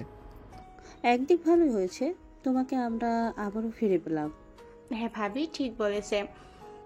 আয়ান চল, খাবার খেয়ে নিবি। আম্মু, আমি খেয়ে এসেছি, আমি এখন কিছু খাবো না। চাচ্চু রাকিব কোথায় থাকে? মাঠে হয়তো বন্ধুদের সাথে খেলাধুলা করছে। ও আচ্ছা, ওকে আমি আসছি, ওর সাথে দেখা করতে গেলাম। চাচ্চু, আমিও যাব। আসো। আয়ন রাতকে নিয়ে বের হয়ে গেল। দুজন বাইকে উঠে সোজা কলেজ মাঠে চলে গেল। আয়ন রাত বাইক থেকে নামলো। দুজনকে নামতে দেখে সবাই অবাক হয়ে গেল, তাকিয়ে থাকলো। আয়ন হেলমেট খুলে তাকাতেই রাকিব ভুরু কুচকে তাকিয়ে থাকলো। রাহাতকে বলো, রাহাত, ওইটা কে? ভালো করে দেখো চাচ্চু। আয়ন কাছে আসলে রাকিব অবাক হয়ে গেল। রাকিব দৌড়ে আয়নের কাছে এসে জড়িয়ে ধরলো। আয়ন তাল সামলাতে না পেরে ঘাসের উপরে দুজন পড়ে গেল। আয়ন কিছু বলার কি রাকিব বলতে লাগলো, আয়ান তুই? ভাই আমার বিশ্বাস হচ্ছে না, আমি কি স্বপ্ন দেখছি? তোমাকে তো চেনাই যাচ্ছে না। এতদিন পর ফিরলি, এতদিন কোথায় ছিলি তুই? তুই জানিস আমরা কত তোকে খুঁজেছি? আব্বু, আমি কত খুঁজেছি তোকে, কোথাও পাই নাই। এতদিন কোথায় ছিলি? আরে ভাই ওয়েট, আমাকে বলার তো সুযোগ দে। ও হ্যাঁ, তাই তো। চাচু তোমরা উঠো, ঘাসের ভিতরে সাপ বের হইতে পারে। রাহাতের কথা শুনে আইন উঠে পড়ল। রাকিবের দিকে হাত দিলে রাকিব হাত ধরে উঠে পড়ল। আইন বাকিদের সামনে গিয়ে কৌশল বিনিময় করতে লাগলো। সবাই আইনকে জড়িয়ে ধরতে লাগলো। দোস্ত, আমরা কি স্বপ্ন দেখছি নাকি? আমাদের তো বিশ্বাসই হচ্ছে না তুই আমাদের সামনে। আমরা তো ভেবেছি তুই হারিয়ে গেছস, আর কোনোদিন ফিরবি না। সবার কথা শুনে আইন হেসে বলে, তোদের না জ্বালিয়ে এত তাড়াতাড়ি হারিয়ে যাব এটা কি ভাবা যায়? আগে তোদের জ্বালাবো, তারপর হারানোর চিন্তা করব। আয়ান, তুই এতদিন কোথায় ছিলি? ঢাকা ছিলাম। কার কাছে? আর তোকে দেখে তো মনে হচ্ছে অনেক ভালো আছোস। তোদের দোয়ায় আলহামদুলিল্লাহ অনেক ভালো আছি। এখন কাহিনী বল, কোথায় ছিলি? আমি এক দাদুর সাথে বস্তিতে থাকতাম। ওনার ছেলে সন্তান বলতে কেউ নাই। তার একটা দোকান ছিল, আমি তার দোকান সামলাতাম আর তার কাছে থাকতাম। দোকানে একটা কাস্টমার আসতো, তার লগে প্রেম হয়ে যায়। তারপরে আর কি, পালিয়ে বিয়ে করি। তারপর শ্বশুর বাড়িতে গিয়ে উঠি। কেউ মেনে না নিলে পরে সবাই মেনে নিয়েছে, আলহামদুলিল্লাহ। বাহ বাহ, কি ভাগ্য। তা ভাবি কোথায় আমাদের? হসপিটালে। কি? ভাবির কি হয়েছে? হাসপাতালে কেন? আরে চাচু, ডাক্তার নদী আছে না, উনি তো আমার ছোট আম্মু। কি? সবাই চোখ বড় বড় করে তাকালো। একজন বলে ওঠে, মজা করছিস নাকি? অত সুন্দর মেয়ে তোর বউ কিভাবে হয়? আর উনি যা বড় লোক, ওনার সাথে তো যাই নাকি? রাহাত বলে, আরে সত্যি তো, ছোট আম্মু তো উনি। আমরা বিশ্বাস করি না। ওকে করিস না, সময় হইলে প্রমাণ করে দিব। যাই হোক, এখানে সারাদিন থাকোস নাকি? কি আর করবো, কাজ কাম নাই, তাই এখানে বসে থেকে আড্ডা দেই। তুই বসে আয়, টাস খেলবি নাকি? খেলবো। রাহাত আবু 500 টাকা নিয়ে চকলেট চিপস কিনে খাওগা, বাসায় চলে যাও। আরে নাও। আইন জোর করে দিল। রাত খুশি হয়ে ধন্যবাদ দিয়ে চলে গেল। আইন ওদের সাথে বসে খেলতে লাগলো। রাইসা কলেজের পাশ দিয়ে যাচ্ছিল। আইনকে দেখে রাইসা বেশ অবাক হয়ে গেল। রাইসা মাঠের ভিতরে এসে আইনের পিছনে গিয়ে দাঁড়ালো। সবাই অবাক হয়ে তাকায়। আইনের কাঁধে হাত দিলে আইন হাতটা সরিয়ে দিয়ে কাঠ খেলায় মনোযোগ দিতেই দেখতে লাগলো রাইসা বারবার কাঁধে হাত দিলে। আইন বিরক্ত হয়ে বলে, আরে ধুর, কে ভাই এত জ্বালাচ্ছেন কেন? আইন কথাটা শুনে পিছনে ঘুরে তাকাতে আইন ভেবেচাকা খেয়ে গেল। আইন লাফ দিয়ে ঠাস করে ফেলে দিয়ে ঢুক গিলতে ঢুক গিলে তোতলাতে তোতলাতে বলে, আপনি এখানে কি করছেন? জি আমি। এসব কি? মানে ভুল বুঝতেছেন। ওঠো, এখন ওঠো তাড়াতাড়ি। উঠবে নাকি নদীকে কল দিব? এই না উঠতেছি। আইন উঠে পড়লো। রাকিব বলে ওঠে, ওই মেয়ে মানুষের কথা শুনে উঠে পড়ছিস কেন? খেলার মাঝখান থেকে যেতে পারবি না, বস বলছি। আর ডাক্তার সাহেব, আপনি এখানে কি করেন? আমাদের খেলা নষ্ট করে দিচ্ছেন কেন? নষ্ট করছি বেশ করছি। এত বড় বড় ছেলে হয়ে এখানে বসে এইসব করতে লজ্জা করছে না? সারাদিন তো দেখি এখানে বসে থেকে এইসব খেলো। তোমাদের বাবা মা কিছু বলে না নাকি? ডাক্তার সাহেবা শুনেন, জ্ঞান দিবেন না। আপনি এখান থেকে যান। আমাদের রোগী দেখেন গিয়ে, আমাদের দেখতে বলে নাই। রাকিবের কথা শুনে রাইসা রেগে গেল। আইনের দিকে তাকিয়ে বলল, ছি, তুমি এসব বেয়াদব ছেলেদের সাথে বসে খাচ্ছ? বাসায় চলো। তোমার 12টা যদি আমি না বাঁচাই, আমার নামও রাইসা না। এই যে কাকে বেয়াদব বলেন? এখন চলো বাসায়। আপনি যান, আমি পরে আসছি। এখন আসতে বলেছি, আমার সাথে চলো বলছি। পরে যাই প্লিজ, রাগ করেন না। ওই আয়ানের বাচ্চা, তুই ওনার সামনে এত মিনমিন করে কথা বলস কেন? ধ্যাত, তুই চুপ কর তো। উনি আমার বউয়ের বান্ধবী। আমার বউ জানলে আমার 12টা বাজাবে। কি? তোর বউ? সত্যি ডক্টর নদী নাকি? জি ভাই। আরে তাহলে তো উনি আমাদের বেআইন হয়। আসসালামু আলাইকুম বেআইন সাহেব। এত রাগ করেন কেন? আমরা তো জুয়া খেলছি না, জাস্ট এমনি কার্ড খেলছি। আয়ান চলো তো। রাইসা আয়নের হাত ধরে টেনে নিয়ে যেতে লাগলো। আয়ন বাইকে উঠে পড়ল, রাইসা আয়নের বাইকে উঠে পড়ল। দুজন চলে গেল। একজন বলে ওঠে, ভাই ভাগ্য ভালো, আগে জানলাম নদী ম্যামের জামাই আয়ান। যদি ওর সামনে উল্টাপাল্টা বলতাম তাহলে কি যে হইতো। রাখ, এই রাইসা ম্যামকে পটাতে হবে। শালা গ্রামের সুন্দর মেয়ের সাথে প্রেম করলো, আবার ওর জন্য গ্রাম ছাড়া হয়ে সব থেকে বেশি সুন্দরী বড়লোক বাপের মেয়েকে বিয়ে করছে। ওর কপালে নাকি অন্য কিছু। আর আমাদের দেখ, এখানে বসে এইসব বাল খেলছি। থাক, আমি গেলাম। রাকিব কথাগুলো বলে উঠে চলে গেল। আয়ান রাইসা বাইকে যেতে লাগলো। রাইসা বলে ওঠে, এখানে তোমার থাকা লাগবে না। তুমি দেখছি এই বাদর ছেলেদের সাথে থেকে খারাপ হয়ে যাবে, ঢাকা চলে যাবে।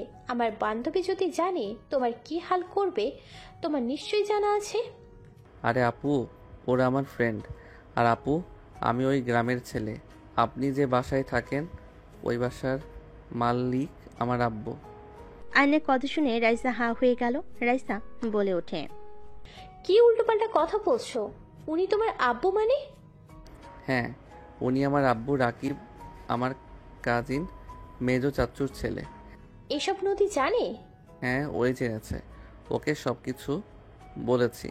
তাহলে তো তুমি এখানে সবকিছু চেনো জানো। বাট তুমি তো আগে বলেছো তোমার এই দুনিয়াতে কেউ নেই, যার কাছে থাকতে সেই তো মারা গেছে। হঠাৎ করে তোমার আবার ফ্যামিলি আসলো কই থেকে? সেই অনেক কথা আপাতত বলতে পারবো না।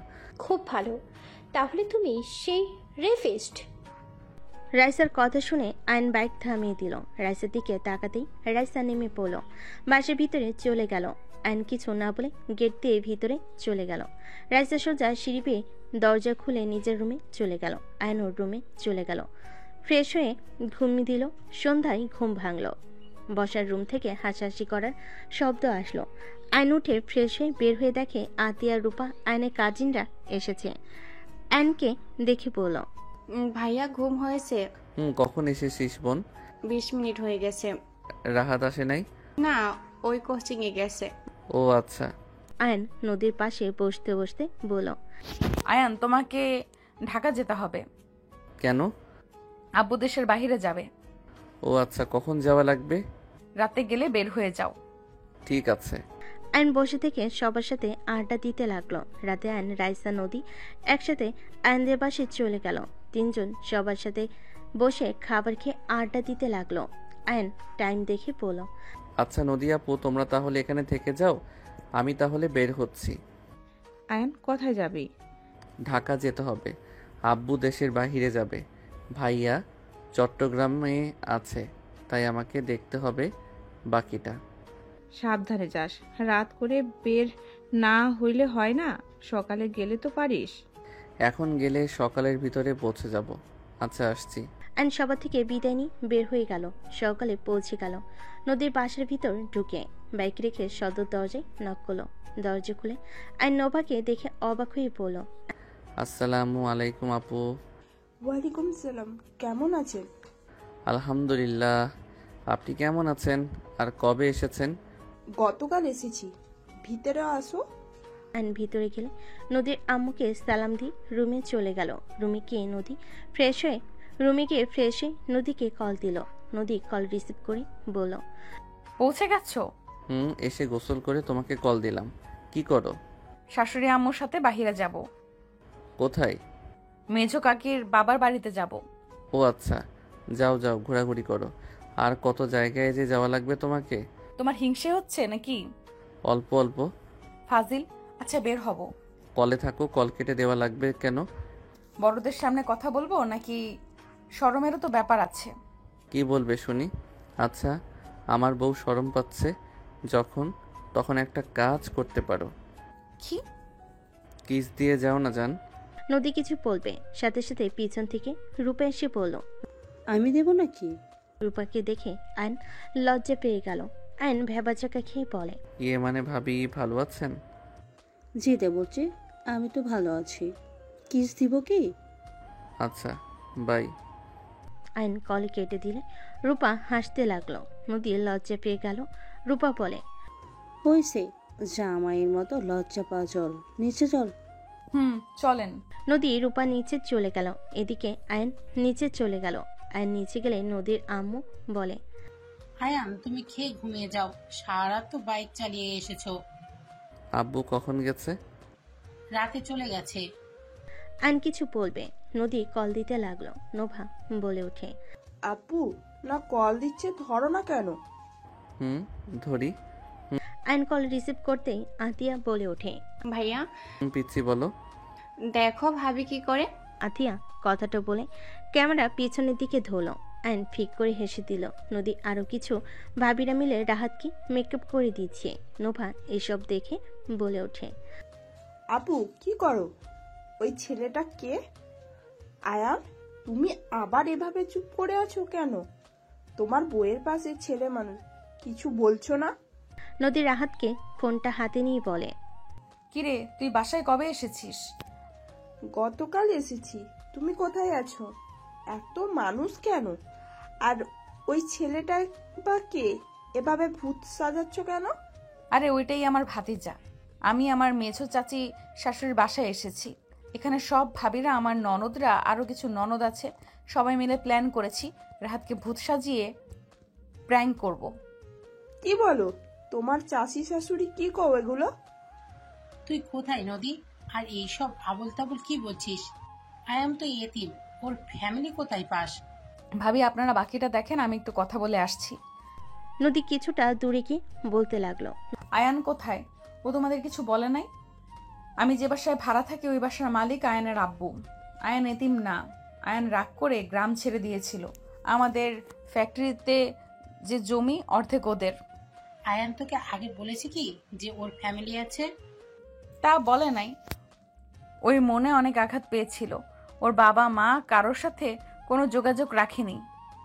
আমি তোমাকে পরে সব বলবো। আচ্ছা আমি ফোনটা রাখছি, মেছো আম্মু ডাকছে। ওকে যা।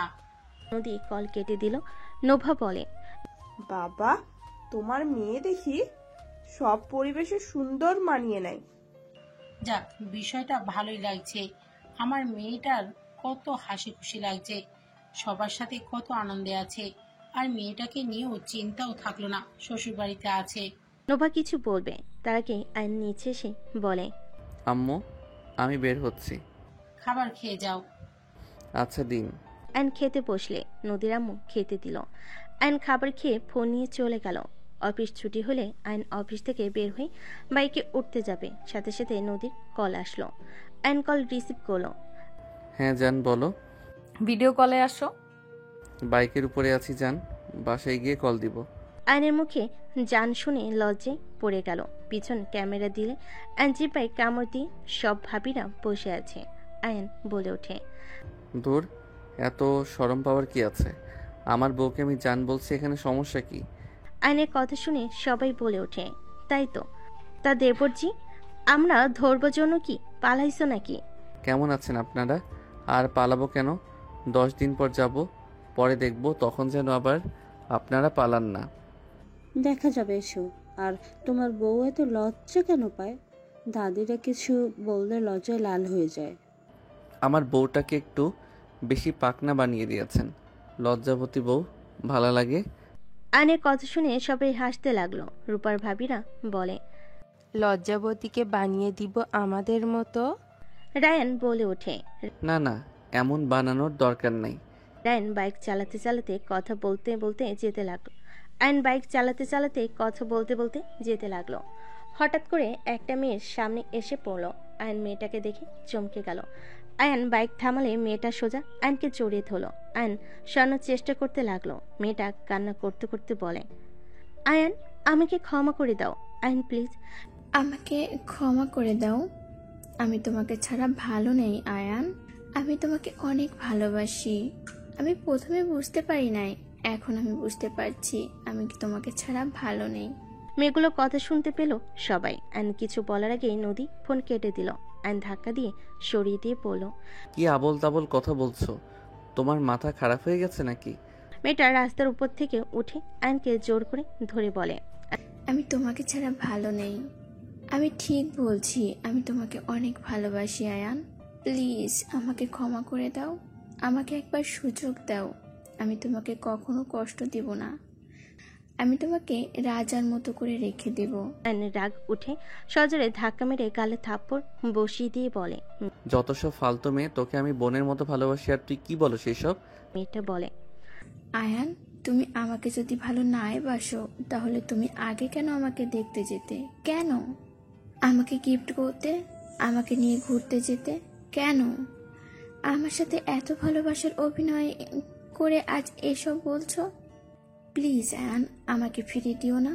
আমি তোমাকে সত্যি অনেক ভালোবাসি আয়ান, প্লিজ। আয়ন মেয়েটার কথা শুনে এক ঝটকা দিয়ে সরিয়ে দিয়ে আয়ন রাগে বলে ওঠে, জাস্ট শ্যাট আপ। তুমি আমার ছোট বোনের মতো, কাকার সংসার চালাতে কষ্ট হতো তাই আমি তোমাদের সাহায্য করার চেষ্টা করতাম, কারণ দাদু মারা যাওয়ার পর তোমরা ছিলে যে আমার খোঁজ খবর নিতে।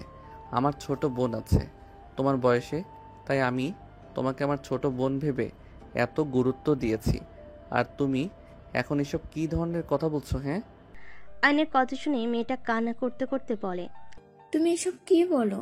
তোমার তো কোনো ফ্যামিলি নাই।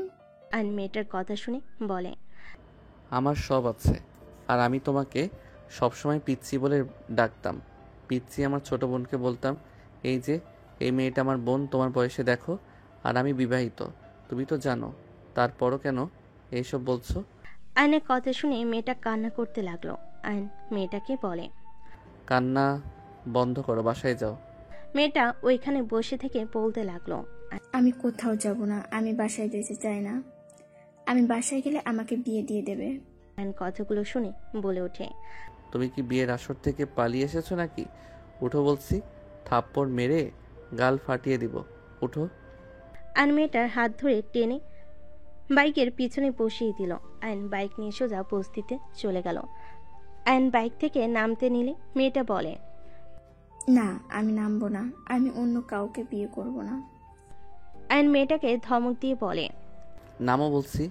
কি শুরু করছো? হ্যাঁ, নামতে বলছি, নামো। আয়নের ধমক শুনে মেয়েটা নেমে পড়ল। আয়ন বলে ওঠে, কান্না থামাও বলছি।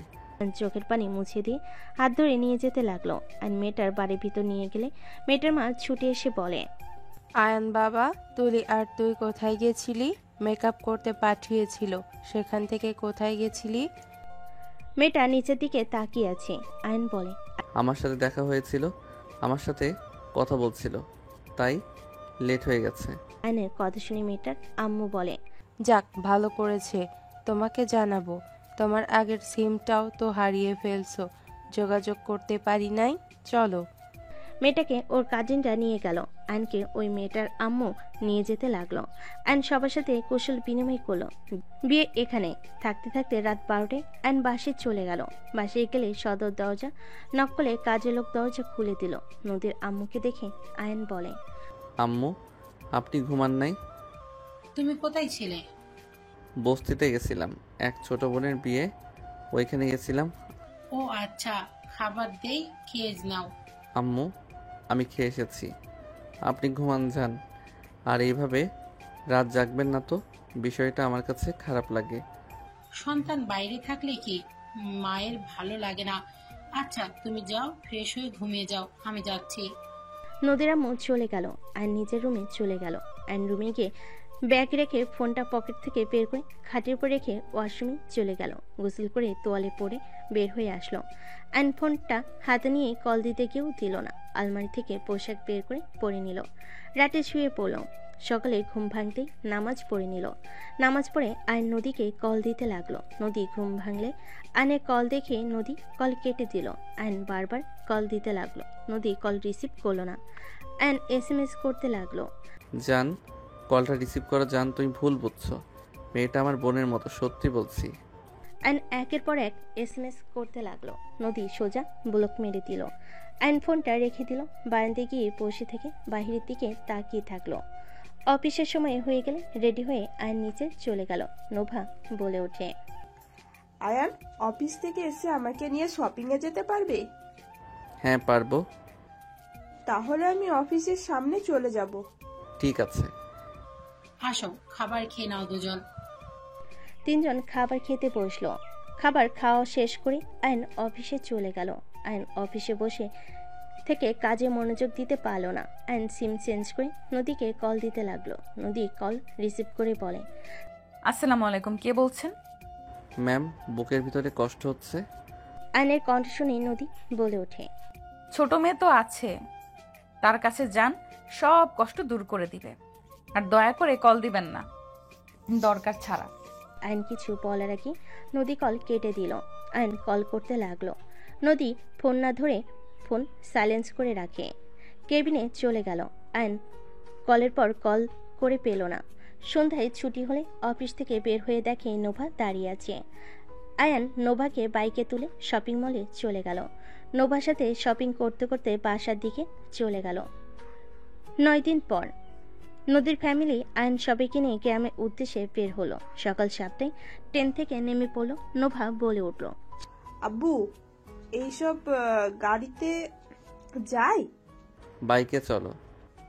না, ভ্যানে যাই সবাই। ঠিক আছে রাকিব, তোরা যা, আমরা ভ্যানে করে আসছি। 4 জন ভ্যানে উঠে পড়ল। নোভা আয়নের হাত শক্ত করে ধরে থাকলো। আয়ন নোভাকে পড়ে যেতে দেখে বলল, আয়ন তুমি ভ্যানে তো বসতে পারো না? আরে একা পিছলে খেয়ে পড়ে যাচ্ছি, আমার কি দোষ? নোভার পিছন থেকে বাহু ধরে থাকলো। আয়নের শার্ট ধরে বসে থাকতে লাগলো। আয়ন বলতে লাগলো, পিচ্ছি আপু আমার। নোভাকে এভাবে ভয় পেতে দেখে আয়ন কথাটা বলে হেসে দিল। আয়নের সাথে নদীর আব্বু আম্মু হাসতে লাগলো। নোভা রাগি লুক নিয়ে তাকিয়ে বলে, 3 জন আমাকে নিয়ে মজা নিচ্ছ তাই না? মোটেও না, আমাদের মুখে হাসি আসছে, এখানে মজা কই নিলাম। হাসি আসলে আমাদের আর কি করার বলো? আমারও সময় আসবে। 3 জন নোভাকে রাগাতে লাগলো। নোভা রাগ করে নেমে যেতে চাইলে আয়ন বলে, নামো। নোভা গাড়ি থেকে নেমে পড়ল। নদীর আম্মু বলে, নোভা উঠেই ফাজলামি করিস না, আমরা তো মজা করছি। আম্মু আব্বুর নামে সামনে বাসাটায়। ওরে ফাজিল আপু, আমি সব বলে দেবো। 3 জন আমার সাথে কি করেছো?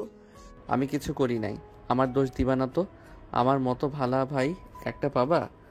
না ভাই, তোমার মতন বদমার্কা একটা ভাইও পাবো না। আয়ন হাসতে হাসতে ভাড়া দিয়ে লাগেজগুলো নিয়ে যেতে লাগলো। আয়নের পিছন পিছন সবাই আসতে লাগলো। বাসার ভিতরে গেলে দেখে সবাই বসে থেকে আড্ডা দিচ্ছে। নোভা নদীকে বলল, আপু। নোভার কণ্ঠ শুনে সবাই পিছনে তাকালো। আয়নের আব্বু আম্মু সবাই নদীর আব্বু আম্মুকে সালাম দিল। নদীকে নোভা জড়িয়ে ধরে বলে, আপু, আয়ান আমাকে অনেক জ্বালাইছে, সারা রাস্তা আমাকে 3 জনে পচাইছে। আম্মু আব্বু, তোমরা আবার ওর সাথে লাগছো কেন? আমি ভ্যানে বসতে পারি না, পড়ে যাচ্ছিলাম, সেটা নিয়েই 3 জনে হাসাহাসি করেছে। আমি কিছু করি নাই, আমার মুখে হাসি অটোমেটিক হচ্ছে। আয়নের কথা শুনে নোভার নদী বাদে সবাই হাসতে লাগলো। আতিয়া বলে ওঠে, আপু, আমি আপনাকে ভ্যানে বসে শিখিয়ে দিব, তখন আর কেউ মজা নিতে পারবে না। তুমি তো আতিয়া? হ্যাঁ। 3 জন সবার সাথে কৌশল বিনিময় করলো। নদীর আব্বু আম্মুকে আয়নের আব্বু আম্মু চাচিরা নিয়ে যেতে লাগলো, আর নোভাকে আতিয়ারা নিয়ে যেতে লাগলো। আয়ন রাহাতকে জড়িয়ে ধরে বলে, আলহামদুলিল্লাহ ভালো চাচ্ছু। আয়ন রাহাতের সাথে কথা বলতে লাগলো। রাকিব ওর বন্ধুরা লাগেজগুলো রুমে নিয়ে আসতে গেল। নদী রুমে চলে গেল। আয়ন রুমে চলে গেল। রুমে যেতেই আয়ন নদীকে বলল, জান প্লিজ আমার সাথে কথা বলো। আয়ন নদীকে পিছন থেকে জড়িয়ে ধরে আয়নকে ধাক্কা দিয়ে সরিয়ে দিয়ে বলে, একদম আমাকে জড়িয়ে ধরবে না, তোমার কোচি গার্লফ্রেন্ডের কাছে যাও। তুমি আমাকে ঠকিয়েছো, তুমি আমাকে কিভাবে ঠকাতে পারলে আয়ান? জান আমি তোমাকে ঠকাই নাই, তুলি আমার লাইফের ফার্স্ট ভালোবাসা ছিল, তারপর তুমি, আর আমার লাইফে কেউ নাই, আল্লাহর কসম করে বলছি। নদী আয়নের কথা শুনে রেগে থাপ্পড় মেরে পড়ে, আমি নিজের চোখে কানে শুনেছি, আর তুই আল্লাহর কসম দিয়ে মিথ্যা বলস? জান আমাকে থাপ্পড় মারতে পারলে? হ্যাঁ পারলাম, আমি যদি না দেখতাম না শুনতাম কখনোই এইসব প্রকাশ্যে আসতো না, তাহলে আমার ধারণা ঠিক ছিল। আমি না থাকায় তুই তোর ছোট গার্লফ্রেন্ড নিয়েছিলি। আমি তোর সিনিয়র, আমাকে তো তোর ভালো লাগবে না, আমার ভুল হয়েছে। আমি সিনিয়র হয়ে কোন হিসেবে জুনিয়র ছেলে বিয়ে করলাম? আমার লজ্জা কম যে তোকে ভালোবেসেছিলাম, সবার বিরুদ্ধে গিয়ে তোকে বিয়ে করেছিলাম। আয়নের রাগ হতে লাগলো। আয়ন ধমক দিয়ে বলে, জাস্ট শ্যাট আপ নদী, বেশি বলে ফেলছো। ওই মেয়েটাকে আমি বোনের নজরে দেখি। চুপ, আমার উপরে গরম দেখাস। ওই মেয়ে রাস্তার মাঝে তোকে জড়িয়ে ধরে বলেছিল ওই তোকে ভালোবাসে, তোর ভালোবাসা বুঝতে পারে নাই। এত তো বোঝা যায় তুই ওর পিছনে লেগে থাকতি, ওই পাত্তা দিত না, এখন আবার ফিরে এসেছে। উফ, চুপ করবে খালি। এই দেখো। আয়ন ফোন বের করতে দেখে ফোন বন্ধ হয়ে গেছে। আয়ন নদীকে বলল, জান প্লিজ বিশ্বাস করো, আমি ওকে বোনের নজরে দেখতাম। ওই আতিয়ার বয়সে আমি কিভাবে ওর সাথে রিলেশন করতে পারি বলো? আমি আতিয়াকে ভেবে ওকে ভালোবাসতাম, এছাড়া কিছু না। ওই আমাকে ভুল বুঝেছে, ওই ভেবেছে আমি ওকে পছন্দ করি। ওই পার্লার থেকে পালিয়ে এসেছিল, পরে আমি ওকে নিয়ে যাই, ওর বিয়ে দিয়ে তারপর আমি বাসায় আসছি। ভালো হয়েছে, সরো, আমার রাগ হচ্ছে। নদীর রুম থেকে বের হয়ে গেল। আয়ন কিছু না বলে গোসল করতে চলে গেল। গোসল করে রুম থেকে বের হয়ে গেল। নিচে যেতেই আয়ন শুনতে পেল, নোভা তো খালামণি হতে চলছে, তোমরা অনুভূতি কিরকম? আমি তো অনেক অনেক খুশি হয়েছি। আমার অনেক দিনের স্বপ্ন, আমার ভাগনা ভাগ্নি, তাদের নিয়ে ঘোরাঘুরি করব, খেলা করব। লাভ ইউ আপু। নোভা নদীকে জড়িয়ে ধরে গালে কিস করলো। নদী হাসি মুখে বলল, ভেবে চিন্তা করিস, তোকে কিন্তু বাবু পটি পরিষ্কার করা লাগবে। আমি আমি হ্যাঁ হ্যাঁ করতে পারবো। আমাকে তোমার কি মনে হয়? হ্যাঁ, দেখা যাবে। সবাই মজা করতে লাগলো। রাহাত আয়নকে দেখে বলল, ওই তো চাচ্চু এসেছে। সবাই আয়নের দিকে তাকালে রূপা বলে ওঠে, বাবুর আব্বু চলে এসেছে। দেবজি, আমাদের ট্রিট দিয়ে ফেলো, বাবুর আব্বু হতে যাচ্ছ। কি রে আয়ন, খুশি হোস নাই নাকি? কেমন চুপচাপ, কিছু হয়েছে নাকি? বুঝতে পারছি না কি বলবো। নদী, তুমি আমাকে একবার জানালেও না। আমার মনে নাই তাই বলি নাই। আবার দুজনের ভিতরে কি হলো? তোমরা দুজন কবে ঠিক হবে? অল্পতেই এত ঝামেলা লাগে কেন? আম্মু, আপনাকে বলেছিলাম না বস্তিতে এক বোনের বিয়েতে গেছিলাম, তাকে নিয়ে সন্দেহ করতে ব্যস্ত উনি আমাকে সব জায়গা থেকে ব্লক করে রেখেছে। আবার এত বড় সুখবরটাও বলে নাই। উফ, আমার মেয়েকে নিয়ে যে আমি কি করব সত্যি বুঝতে পারছি না। আরে এই মেয়েটাকে নিয়ে সন্দেহ করার কি আছে? সবার সামনে যেন কথা তুলছেন, তাহলে আমিও বলি। ভাবি, আপনি সেদিন দেখলেন না একটা মেয়ে ওনাকে জড়িয়ে ধরে ভালোবাসার কথা বলছিল? হ্যাঁ, তাহলে বলেন আমি সবার সামনে মিথ্যা কথা বলে এসেছি? তুমি না বলে ওর ফ্রেন্ড হয়, মজা করছে। এমনিতে তো ওনার নাম সুনাম দিয়ে ভরা, আবার যদি বলতাম চিনি না, তাহলে ওনার নাম আরো উপরের লেভেলে চলে যেত। তাহলে আয়ান তুমি? ভাবি, রাহাত আমার ফোনটা মনে হয় চার্জ হয়েছে, নিয়ে আসো তো। রাত দৌড়ে চলে গেল। অ্যান্ড সবাইকে বলল, প্লিজ দয়া করে কেউ কিছু বলবেন না। ঢং, আমাদের কিছু বলতে বয়েই গেছে। হ ঢং, তুই খুশি এইবার?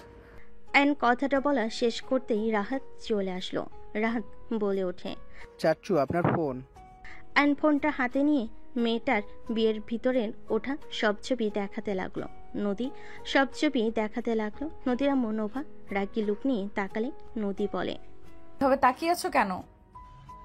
আজ থেকে তোরা দুজন নিজেদের কথা বলি।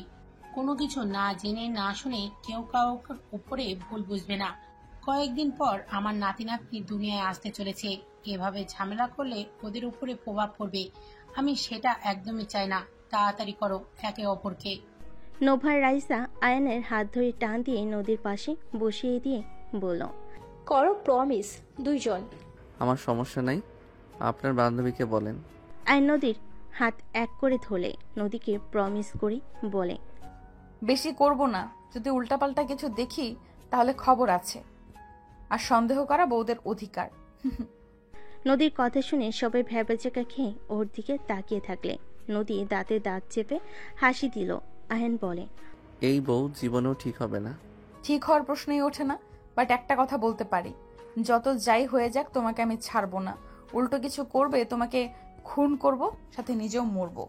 সাংঘাতিক বউ রে বাবা। ওদের কথা শুনে সবাই হেসে দিল।